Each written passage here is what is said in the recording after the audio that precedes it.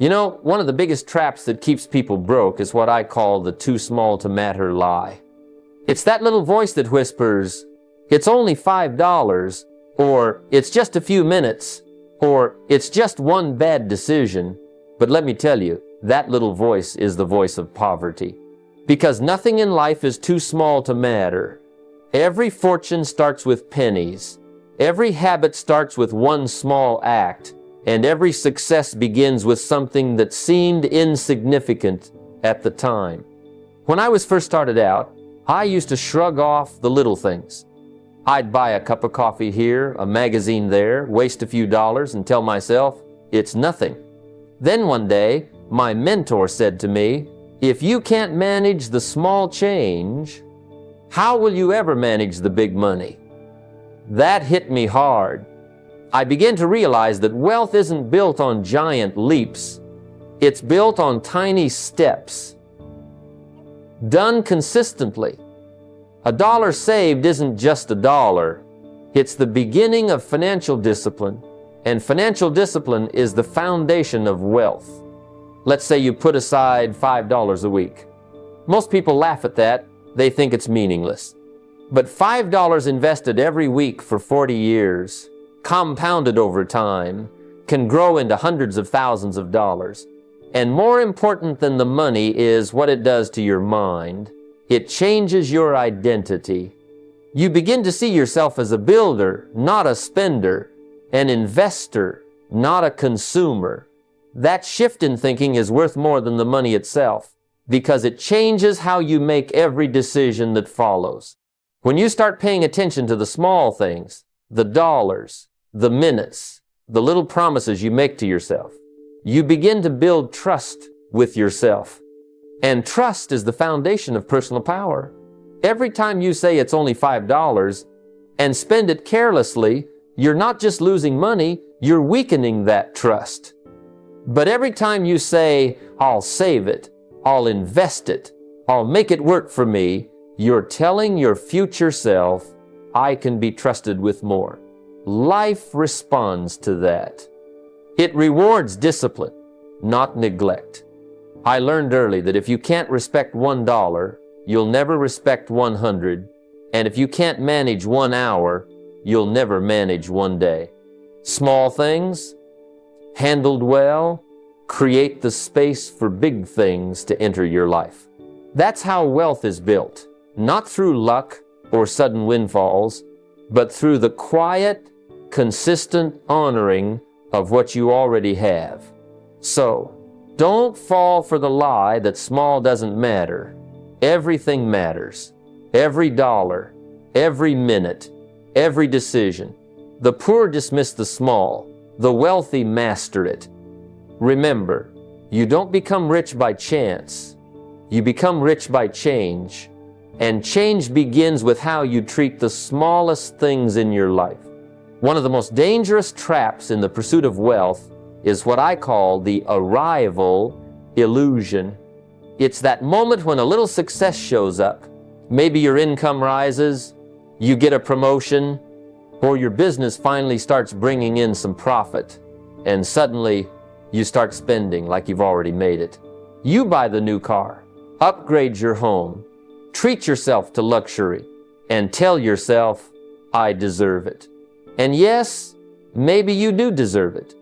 But the truth is, if you spend like you've already arrived, you'll never actually arrive. I remember when I started to earn more than I ever had before.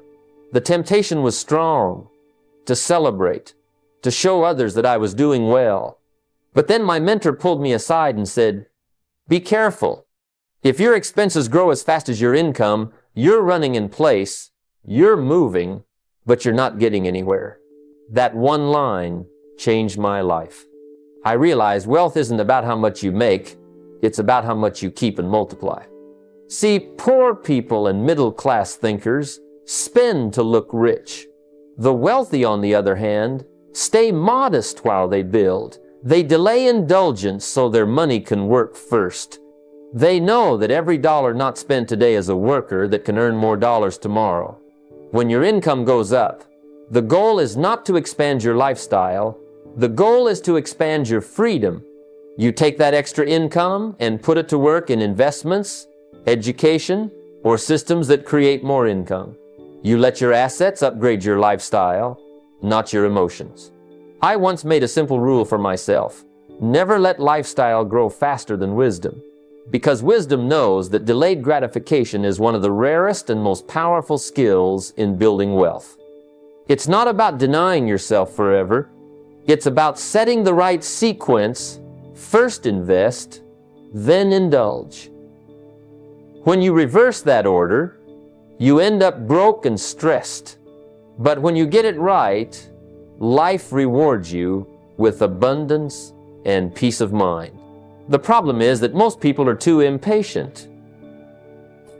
They see the rich man's car, but not the years of sacrifice, the late nights, the savings, the reinvestments that built it. They want the fruit without planting the tree. But wealth doesn't come to those who look rich. It comes to those who think rich. Thinking rich means saying, not yet. When the world says, why not? It means choosing long-term freedom over short-term pleasure. So, the next time your income rises, resist the urge to act like you've arrived. Let the world see your growth through your discipline, not your spending. Remember, rich people stay modest while they build. They multiply their money first, then enjoy the rewards later. And when they finally do, they can afford to enjoy it for life. Most people live their entire lives trapped in a dangerous financial pattern. They earn, they spend, and then they save whatever's left, if there's anything left at all.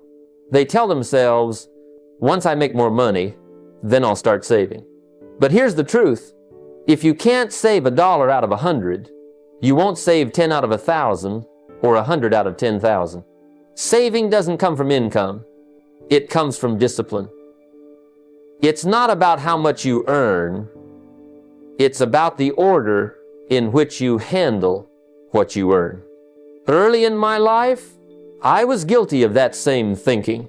I'd spend my entire paycheck on bills, groceries, and a few little treats, telling myself I was working hard, so I deserved it.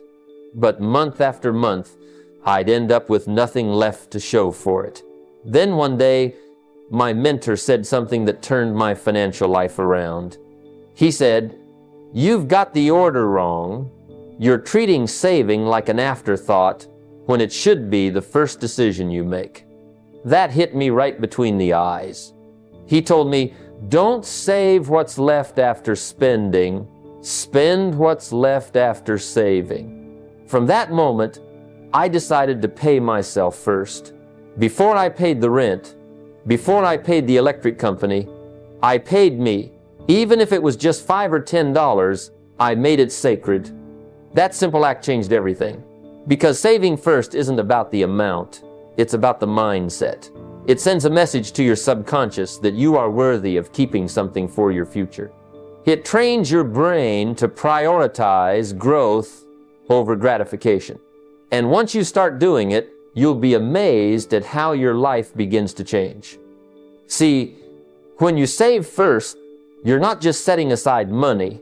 You're building financial independence, one decision at a time. You're creating a buffer between yourself and the unexpected. And eventually, those small deposits start earning for you. That's how people escape the paycheck-to-paycheck trap. Not by earning more, but by learning to control the flow. It's not the big income that creates freedom. It's the consistent, disciplined habit of setting money aside before anything else. I learned that wealth isn't built in a single leap. It's built by mastering small priorities. If you make saving a first priority, you'll find that life rearranges itself around that decision. You'll spend more wisely, think more clearly, and sleep more peacefully because you're no longer at the mercy of circumstance. The poor wait for what's left. The wealthy create what's left by design. So, If you want to change your financial future, flip the order. Pay yourself first. Treat your savings like rent owed to your future. Make it sacred, make it automatic, and make it non-negotiable. That single shift from leftover saving to first priority saving is the moment your journey from survival to freedom truly begins.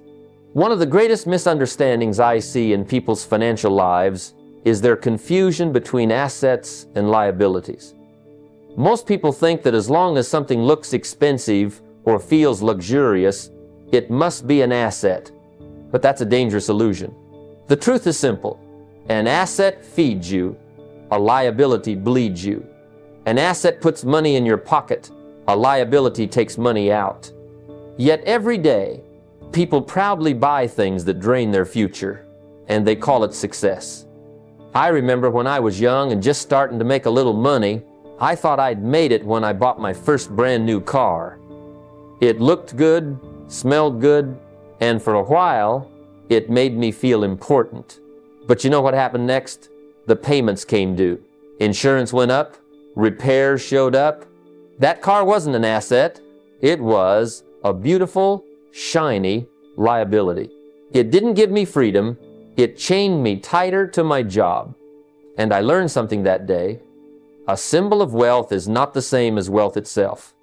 The wealthy understand this difference better than anyone.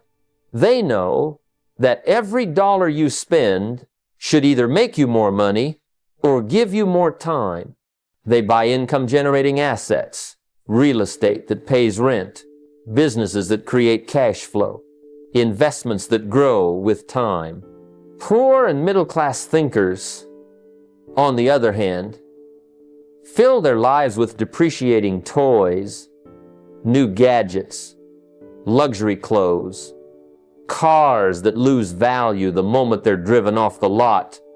They chase appearance instead of substance. It's not that there's anything wrong with owning nice things. The problem comes when your nice things own you. If your possessions demand constant payment, attention, and stress, they are not signs of success. They're silent thieves of freedom. The rich don't avoid pleasure. They simply delay it until their assets can pay for it.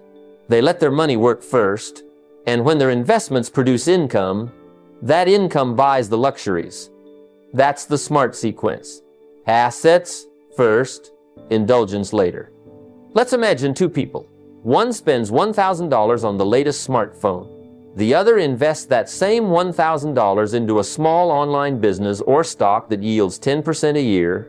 After 10 years, one has a drawer full of outdated phones, and the other has nearly tripled their money.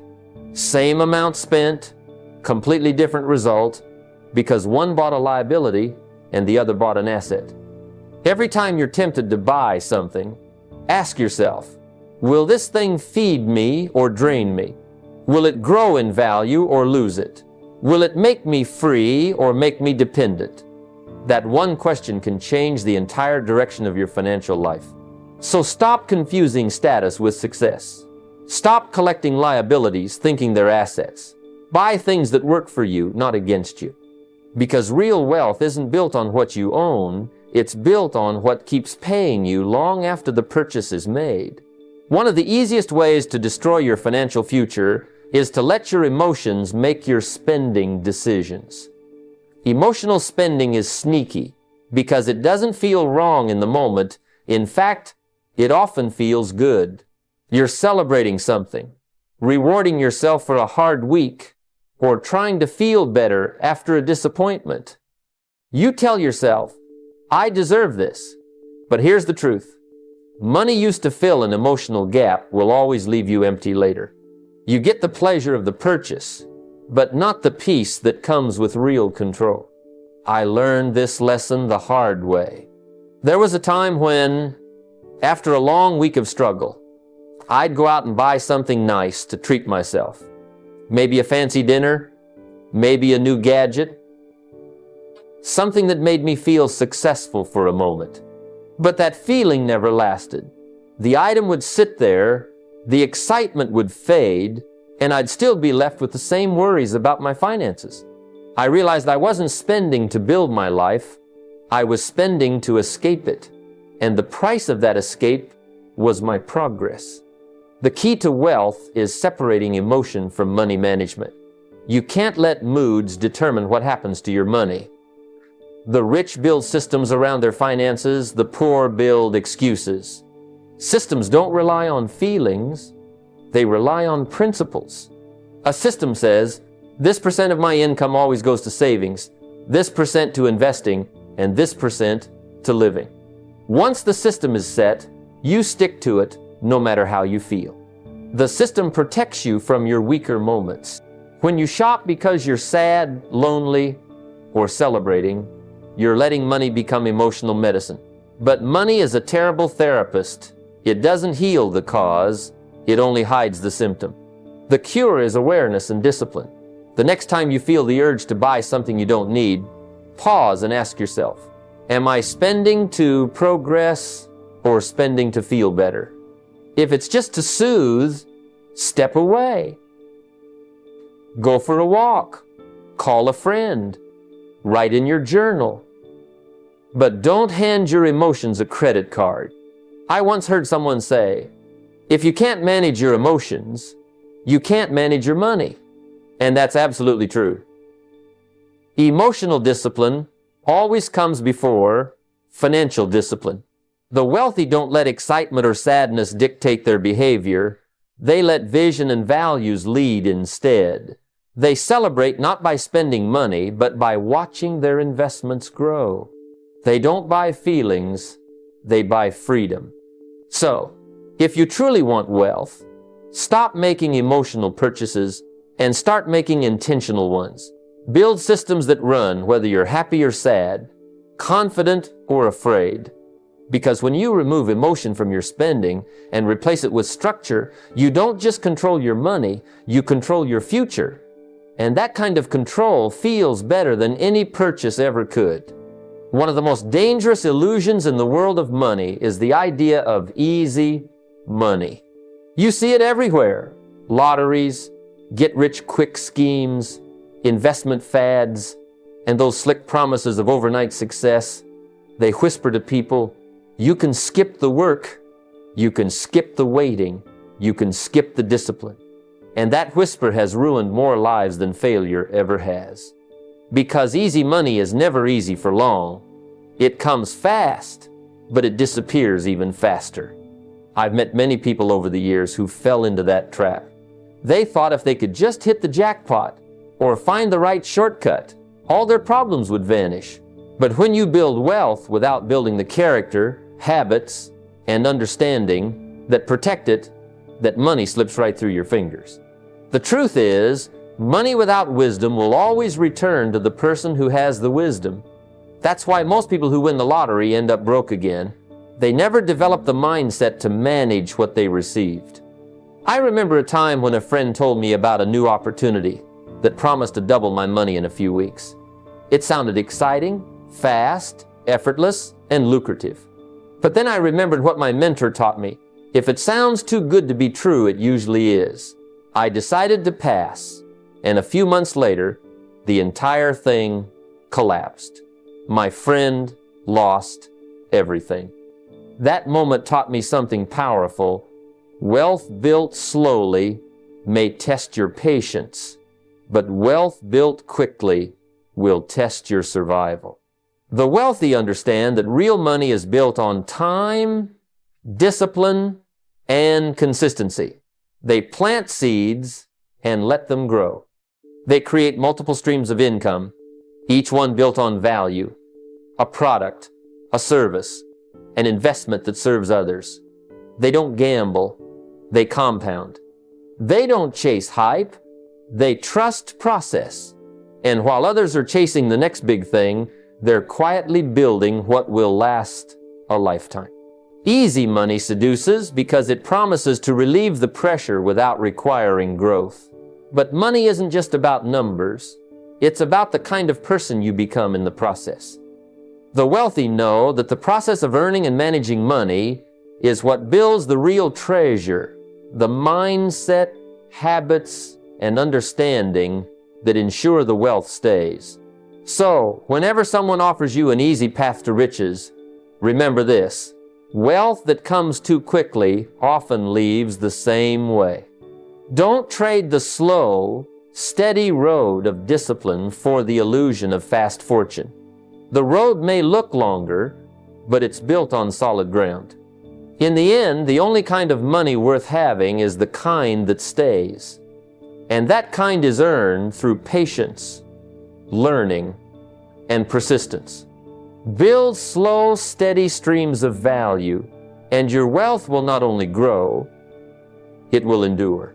One of the greatest lessons I ever learned about money is what I like to call the rule of silent money. You see, the real wealthy don't need to announce their wealth. They don't rush to show the world what they bought, where they went, or how much they spent. They don't prove their success through possessions. They let time, results, and quiet compounding speak for them. Silent money is patient, disciplined, and powerful. It works behind the scenes, while loud money works for applause and fades away with the noise. When I was young, I used to think success was about looking successful. The nice suit, the car that turned heads, the restaurant where everyone saw you sitting at the best table. But I soon realized those things don't make you rich. They only make you look rich for a moment. My mentor once told me, if you have to tell people you're wealthy, you're not. True wealth is invisible at first. It's in your investments, your assets, your habits, and the calm you feel knowing your money is working while you sleep.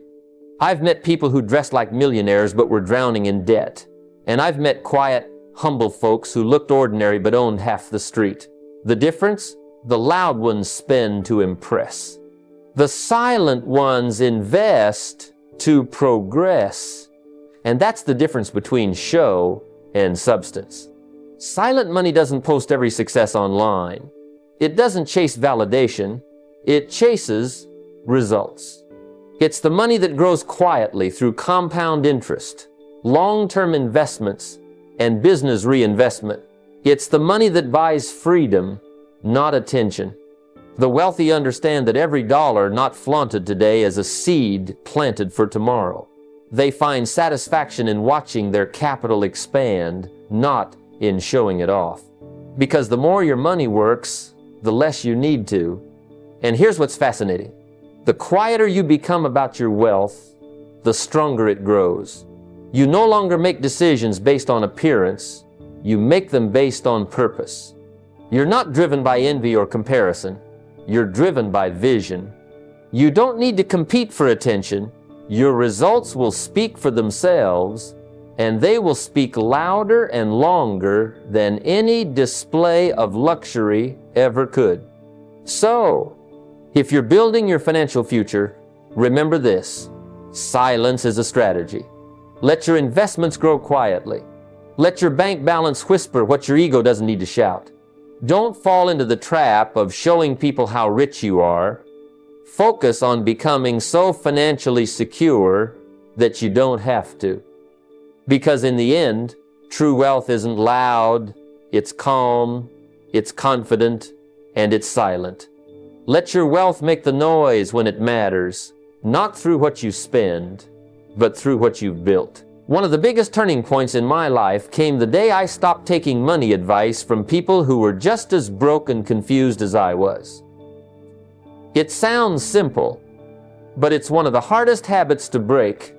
You see, most people grow up surrounded by financial opinions, family, friends, co-workers, all telling them what to do with their money. But if you look closely, most of that advice comes from people who've never built wealth themselves. They tell you what they think works, not what they've proven works. And that difference can cost you a lifetime. When I was young and struggling, I had a group of friends who would give me all kinds of financial wisdom. Jim, everyone's in debt. That's just how life is. Jim, enjoy it while you can. Money doesn't last forever. Or the classic, Jim, The rich are just lucky. And I believed them because they sounded confident. But the truth was, they were just comfortable in their excuses. None of them had achieved what I wanted. They were earning and spending, working and worrying, repeating the same cycle, year after year. Then one day, my mentor looked me in the eye and said, "If you keep listening to people who only know survival, you'll never learn how to build success." That hit me hard.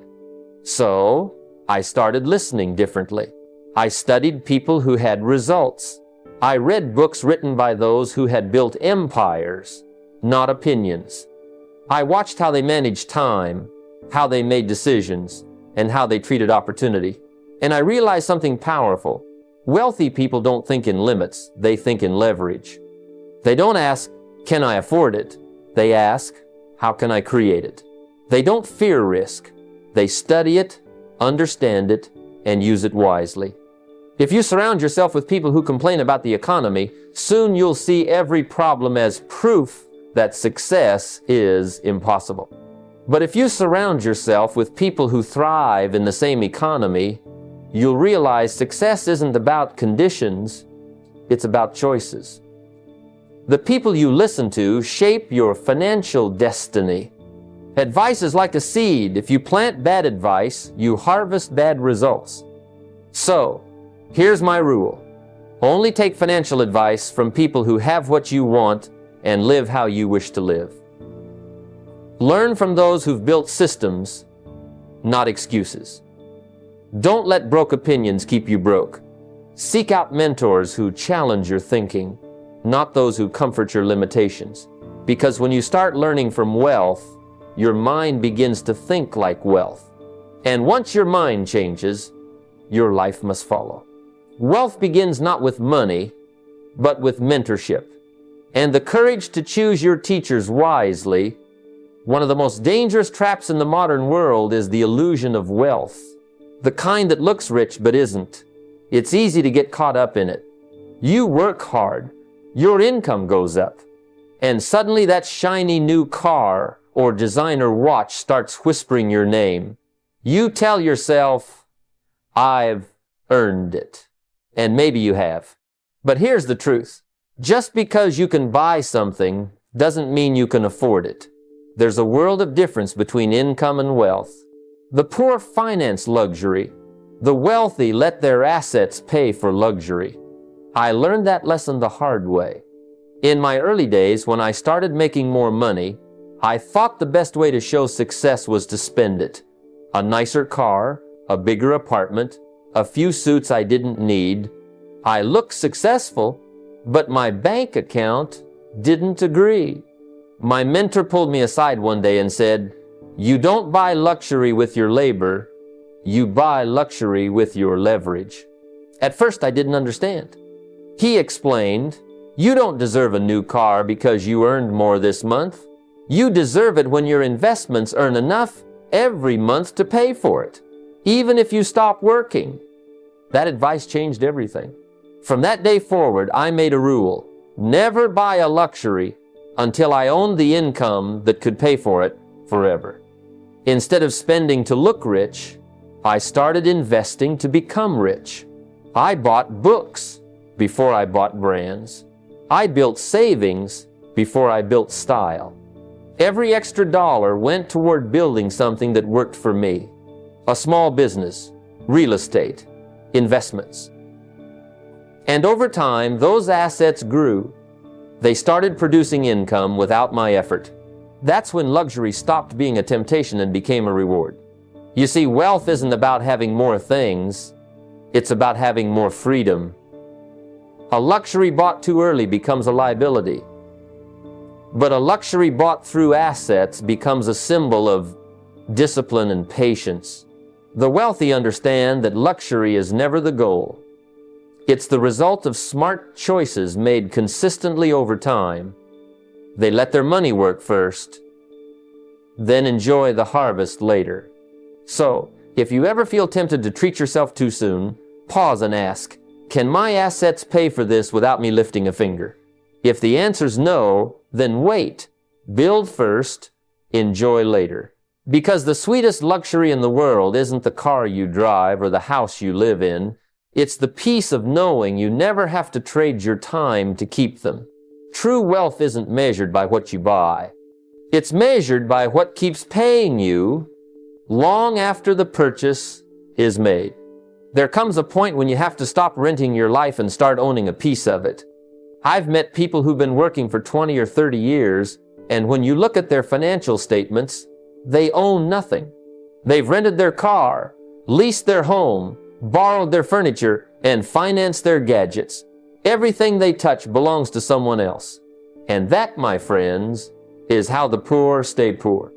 Because renting may buy convenience, but ownership buys freedom. Now, I'm not saying ownership is easy. It takes patience, discipline, and a bit of sacrifice. But let me tell you, that sacrifice pays you back for the rest of your life. When you rent, your money goes out the door and never comes back. It's like planting seeds in someone else's garden. You're doing the work, but they're reaping the harvest. Ownership, on the other hand, is planting in your own soil. The fruits may come slowly, but they'll keep growing long after the rent collectors have stopped knocking. I remember when I was young and broke, I rented everything. It felt easier, quicker, less responsibility. But after years of working, I realized I had nothing to show for all the hours I'd traded. I was working to keep someone else rich. That's when I made the decision to change the equation, to start small but start owning. My first step wasn't a big house or a flashy car. It was something simple. I bought a small plot of land. It wasn't impressive, but it was mine. That little piece of dirt changed how I saw money. For the first time, I felt like I was working for my own future, not just surviving in someone else's. The wealthy understand this truth deeply. They may start by renting when necessary, but their goal is always ownership. Ownership of assets, of time, of choices. Even small steps count. Buy tools that help you earn. Buy stocks that pay dividends. Buy a home, even if modest. Every bit of ownership is a piece of freedom earned. Because when you own, you're not just paying bills, you're building equity. You're turning your effort into something that lasts. The trap of renting is that it feels comfortable. You get what you want instantly, with little commitment. But comfort is the enemy of progress. Ownership requires vision. It says, I'll give up a little ease today for a lot of freedom tomorrow. You don't have to own everything overnight, but you do have to start somewhere. Own a skill. Own a business idea. Own an asset that pays you back. Because when the day comes that you stop working, the only thing that'll keep you free is what you own. Rent buys you time, but ownership buys you independence. Start small. Start today. But start owning something, and you'll never have to rent your freedom again. One of the most dangerous traps you can fall into as your income grows is something I like to call lifestyle creep. It's that quiet little whisper that says, you deserve more now. You get a raise, and suddenly the car in your driveway doesn't look as nice as it did last week. You move into a bigger house, upgrade your wardrobe, start dining out more often, and before you know it, every dollar of your new income has already been spoken for. You're making more, but somehow you feel just as broke as before. That's the cruel illusion of lifestyle creep. It gives the appearance of progress while secretly stealing your freedom. When I was a young man earning my first real money, I fell for that trap too. The first time I made a little extra, I thought the right thing to do was reward myself. A nicer suit, a better car, maybe a fancy dinner. I thought I was celebrating success, but what I was really doing was building a new set of expenses that would follow me like a shadow. And it didn't take long before that extra income was gone, and I was right back where I started, working just as hard with nothing more to show for it than higher bills. One day I realized the rich don't play that game. When their income goes up, they don't rush to inflate their lifestyle, they lock it in place. They understand that every dollar not spent on luxury today can be turned into an asset that will earn for them tomorrow. Instead of buying a new car, they buy an investment that pays for the car. Instead of upgrading the house, they buy a property that produces rent.